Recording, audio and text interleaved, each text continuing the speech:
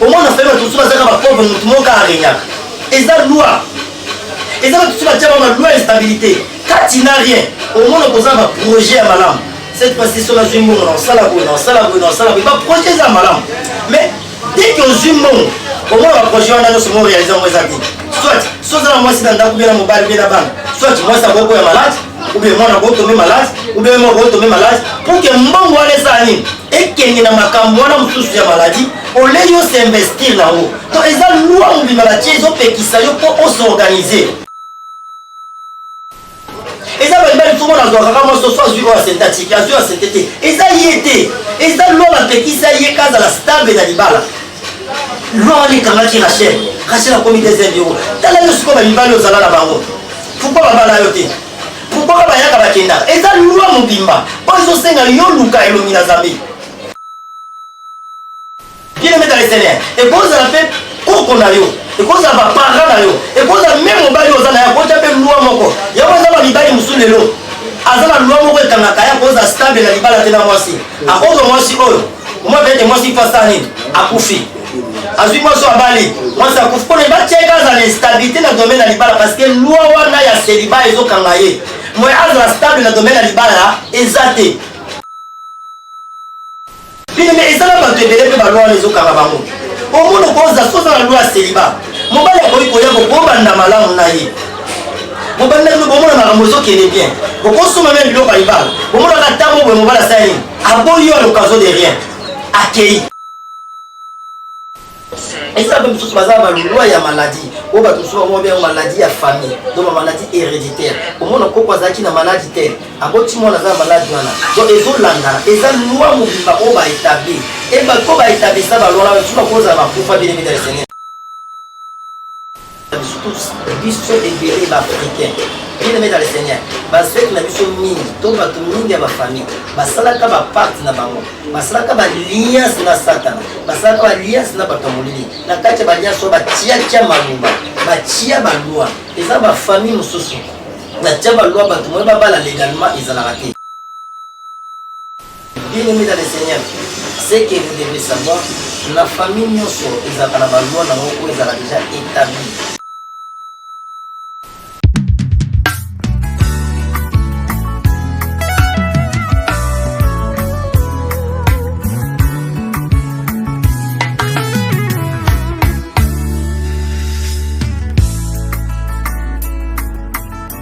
Nazo betali solo kisolo ya motema ya moto ya lokotanga bakomisanga esika nazale Zamba pambola bino de l'émission du Seigneur ezali chaîne na biso ezali chaîne na prophète Vélo s'abonner massivement la chaîne oyo zoandie émission partager na bande comme surtout ça on sala ya évangélisation bien aimé dans le Seigneur Zamba pambola bino bisika na sozwani na tongo to na poko lo par la grâce de Dieu. Tout le thème est vraiment très important. Il y a bien aimé dans le Seigneur, vous allez vraiment la côté. Ceux qui aiment l'émission, s'abonner, partager, n'abandonner comme social, Zambalola à cause de la femme. Tout le sur les lois familiales.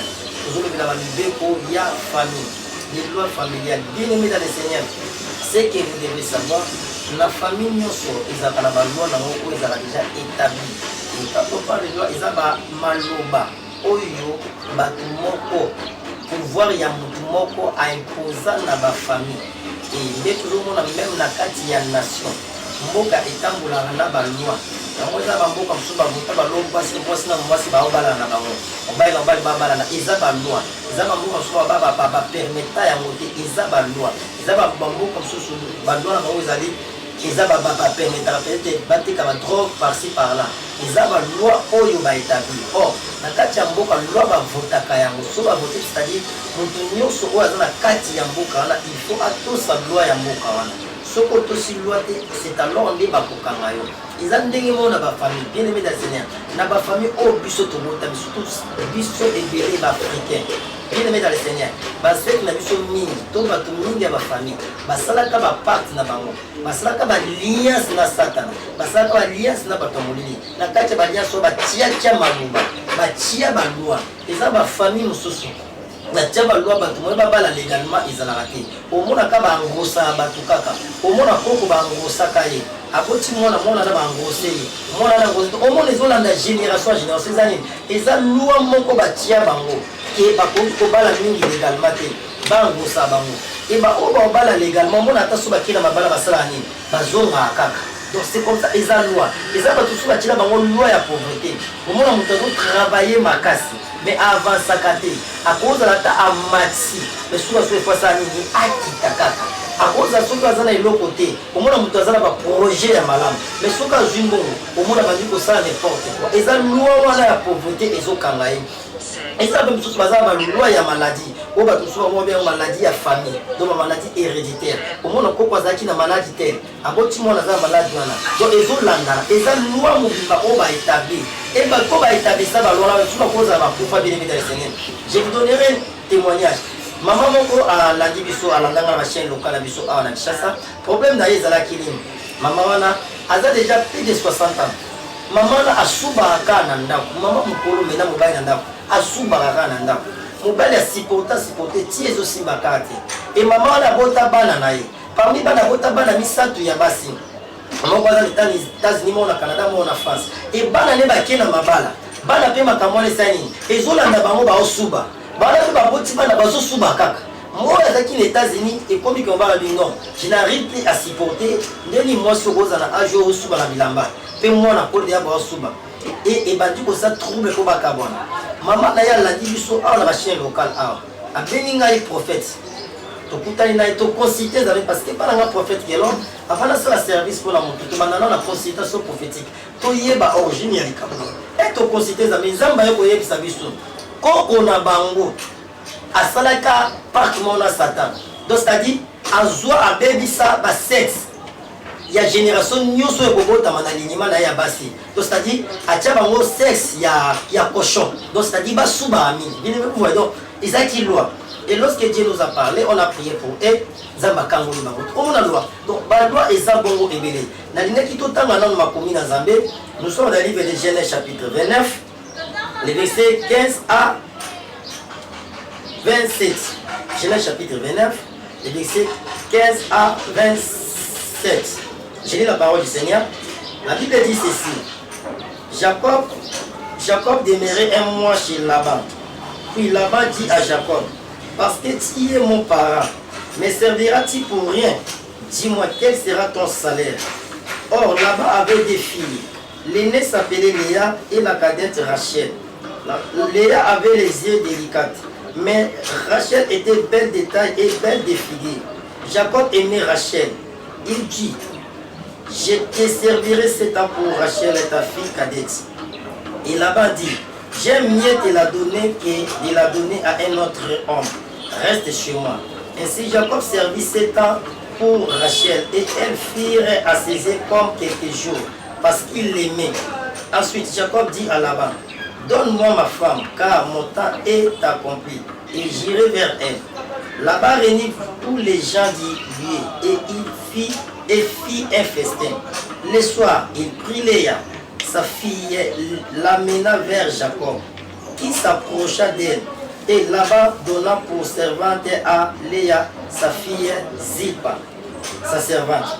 Le lendemain matin, voilà que c'était Léa.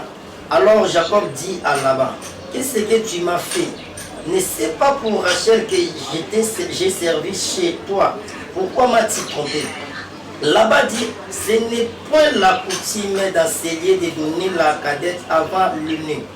Achève la semaine avec celle-ci et nous te donnerons aussi d'autres pour les services que tu feras encore chez moi pendant cette nouvelle année. Jacob fit ainsi et il acheva la semaine avec Léa, puis Laban lui donna pour femme Rachel et sa fille. Parole du Seigneur. Bien-aimé dans le Seigneur, tout le bien la loi familiale. Ici là où nous venons de lire, votre exception du solo, il y a Jacob. Jacob, qui mona ya Isaac. Oh, Isaac de son vivant. Ayebisa qui mona na Jacob. Soko linko bala ko bala basi ya bapayate. Ende ko bala na mboka na biso. Et Jacob a tosi mongongo ya papa na ye. Et accueilli na mboka na bango. Akome pa oncle na ye Laban.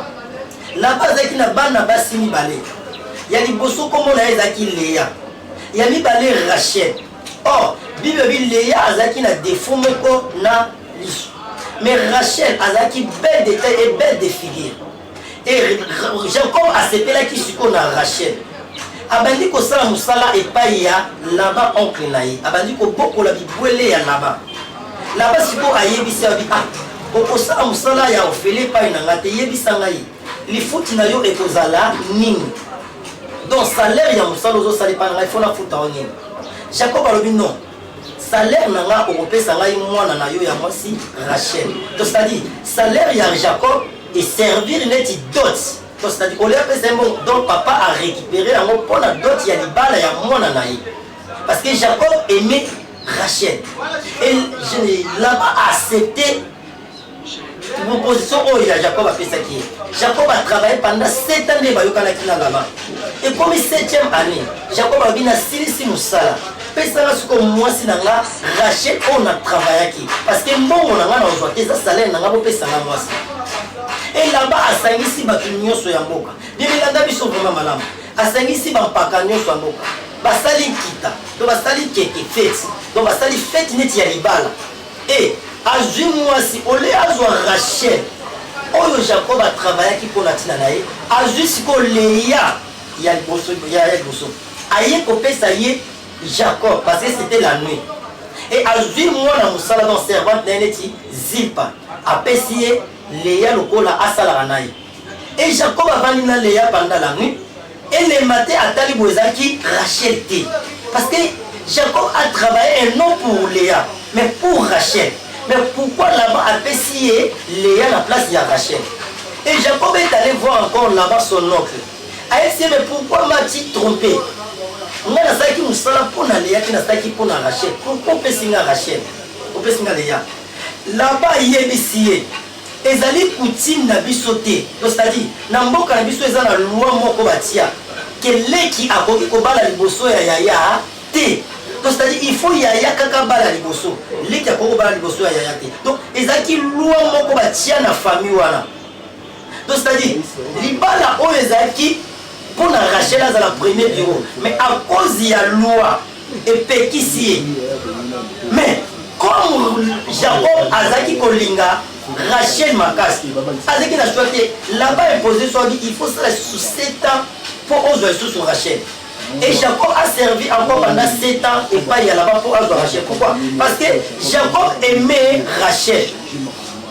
C'est-à-dire que la loi. Et ça va bien que ça s'est passé dans la vie à Batebele. Libala o esinga qui Rachel dans le premier bureau. Mais à cause de la loi et la famille. Et petit c'est le premier bureau a commis sur le deuxième bureau. Même Jacob lui-même. Quand il a pensé même un papa na Jacob nani Isaac. Après ce quel principe. Aïe ce qui était dans la base ni Jacob a commis polygame à cause de la loi et la famille. Donc loi et la famille on les a qui na kati ya famille là-bas ne imposer Jacob à comme la base balé. Donc Léa na Rachel.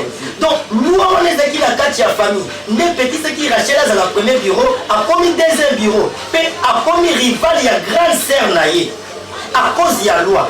Parce que à pourquoi qui combat la liboso ya te loi za ko petisa ye. Puis mais ça va te belé ba loi les okanga bango. Au moins on cause ça la loi célibat. Mobali ko iko ya ko bomba na malamu naïe. Mobali no bomona na mozo qui est bien. Boko soma même biloko ibala. Bomona ka tamo bo mobala sa yin. Aboyo à l'occasion de rien. Accueilli. Pourquoi? Parce que c'est la loi moko ya célibat ya famille na yo zo petisa yo. Problème est ça mobali wana te. Mais problème peut-être ezali yo. Ba loi ya ancêtre ne ezotindika mobali wana. Na mine de comment moi si. Il y a un problème à partir d'un homme mibali 4 différents. Moi c'est kitoko la même sur la chaîne locale A. Et lorsqu'il même quand la bonne ça 4 fois. On va la malanto ngabala kingaka. Lorsqu'on a consulté Dieu. Ça va être son papa na yazaka mutumune na mboka oyo. Asala appartement na sata a sacrifié ma bala na nyonso ba bota mi 5 ya basi. Mon taza plus de 50 atika la pe obalaki. Donc papa a sacrifié ma bala ya bana nae. Donc ateka mona butu na moi bala ezate. Yécoute auto sala qui service ba commissaire zoto na yécoute aéroport. Imaginez-vous. Donc c'est-à-dire mi bali ba ya ka balika ndeka za avion quitter mati muso quitter. Et lorsqu'on a prié, zamba kango longo na loi to c'est-à-dire papa na ye muta reposer bango loi bien aimé dans le Seigneur et cause la paix koko na yo et cause la parent na yo et cause même mobali ozana ya ko tape loi moko ya ko zaba libali musulelo azana loi moko ekangaka ya cause stable na libala tena mwasi akozo mwasi oyo moi bete mwasi fasa nini akufi azui mwasi abali mwasi akufi ko ba cheka za l'instabilité na domaine na libala parce que loi wana ya célibat ezokanga ye moi azala stable na domaine na libala ezate eza balibali tout le monde azwaka mwa soso azwi oyo asynthétique azwi asynthétique eza ye te eza loi bapekisa ye kazala stable na libala loi wana ekangaki Rachel akomi deuxième bureau tala yo sikoyo bamibali ozala na bango pourkoi babala yo te pourkoi bayaka bakendaka eza loi mobimba oyo ezosenga yo luka elongi na Nzambe Rachel ayebaki na moteke esala bongo même Jacob ayebaki te ke loi wana ezali ekanga ye soki ayebaki alinga travaille bongo te bien aimé eza bato mosusu batina ba loi ya famille ya pauvreté oyo bafamille mosusu babenga ngo neti bakodja omona bazwa bapesa motu moko azala neti likonzi ye nde azala na bozwi le reste ya bato nyonso fo basala nini baya kolelaka epai na ye donc c'est-à-dire spirituellement bazwa babozwi ya bato mosusu wana basala nini bapesa ngo ye donc bato badépendaka na ye donc bino kolela epa eza loi mobimba oyo ezokanga bato omona fai bato mosusu bazalaka bapauvre motu moko arenyaka eza loi eza bato mosusu batia bama loi instabilité kati na rien omona kozala baprojet ya malamu cette fois-ci so nazwi mbongo na osala boye na osala boye na osala boye baprojet eza malamu mais dès que ozwi mbongo omona baprojet wana nyonso mo réalise yango eza te soit so ozala mwasi na ndako bie na mobali bie na bana soit mwasi akoko ya malade ou bien mwana kotombe malade ou bien mwana kotombe malade pour que mbongo wana ezala nini ekenge na makambo wana mosusu ya maladi olei osinvestir nango donc eza loi mobimba batie ezopekisa yo mpo osorganize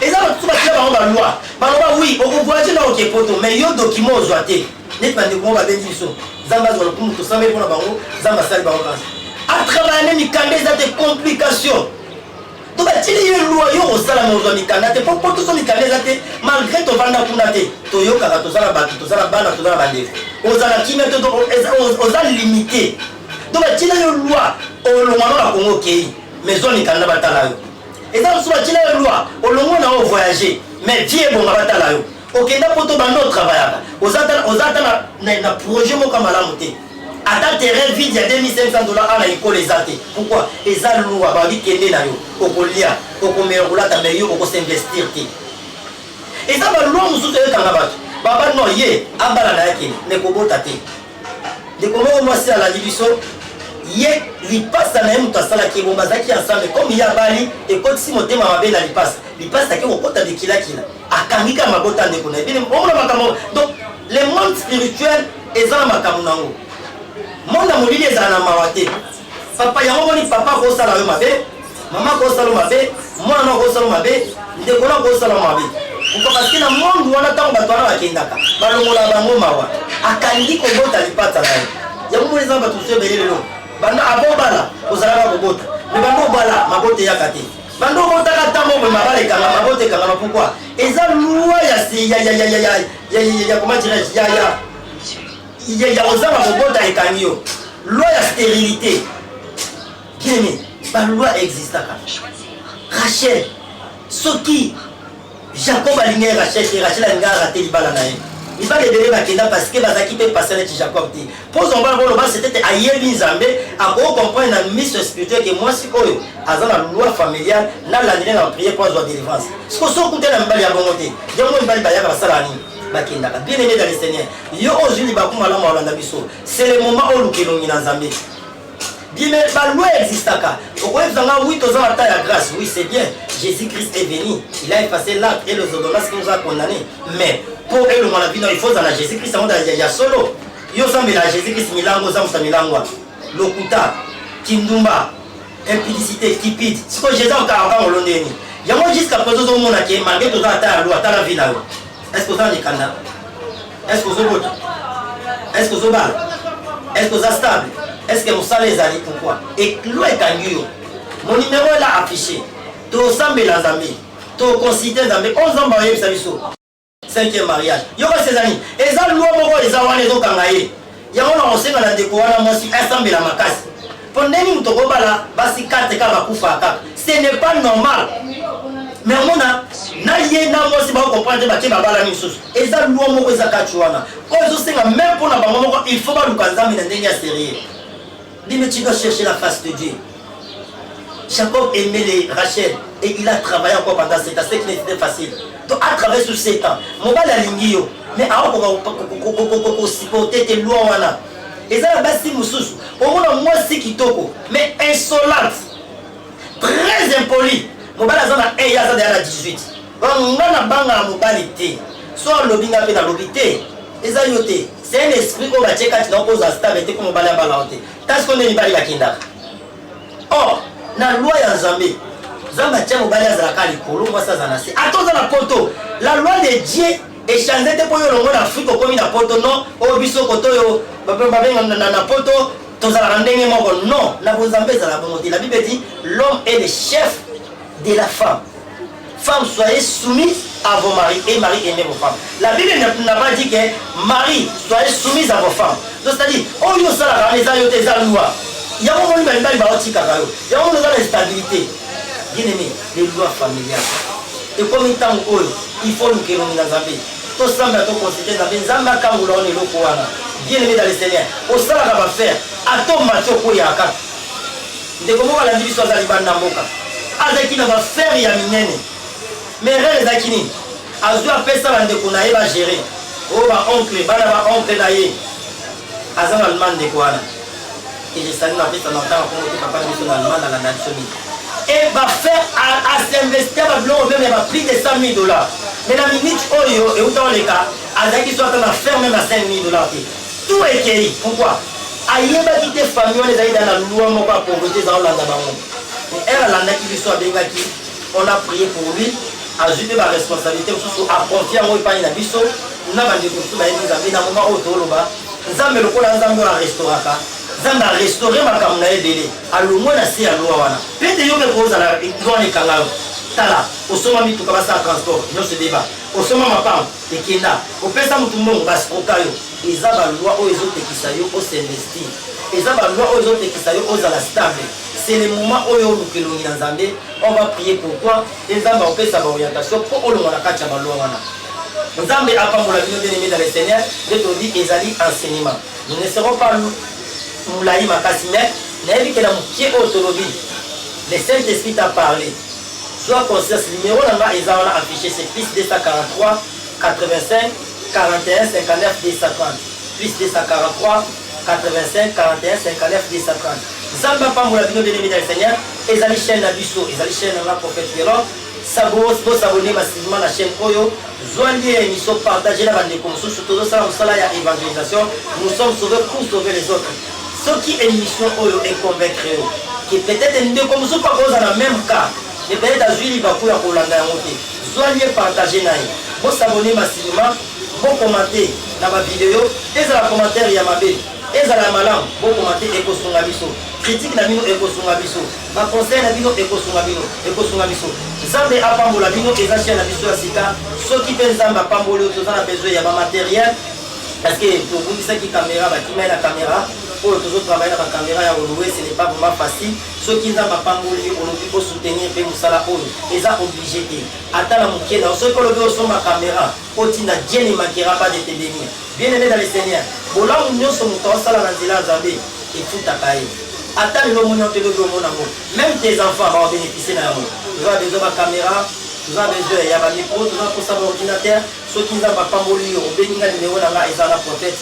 Continue contribution na yo et to sambela pona tina na yo nzambo biso tobela akozanga kopambola ote nzamba pambola bino la jebenya kono te papa titi papa kuna na Hollande et mulandi ya chaîne na biso l'état de Dieu papa wa pesa biso pe ma conseil tango ce que j'aime beaucoup nzamba pambola yo apambola couple na yo apambola etonga ozo kamba kuna na mboka na Hollande la jebenya kono te maman Clarisse kuna na États-Unis nzamba pambola yo maman Clarisse.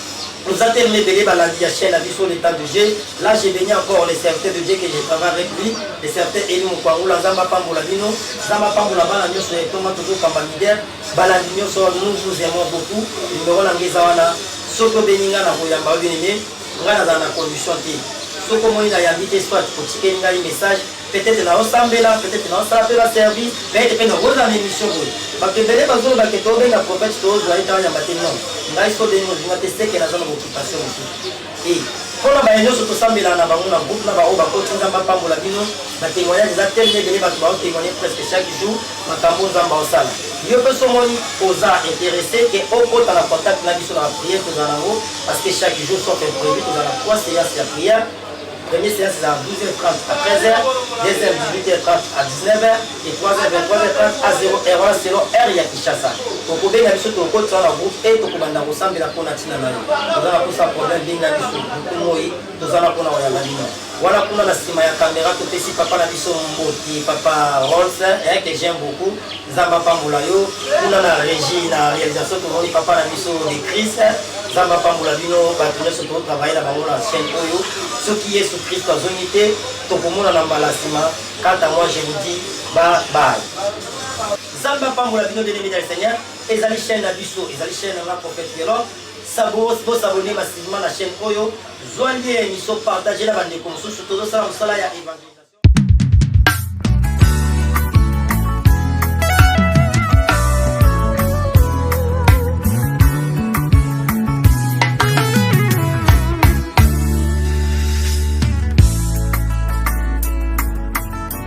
Nazo betali solo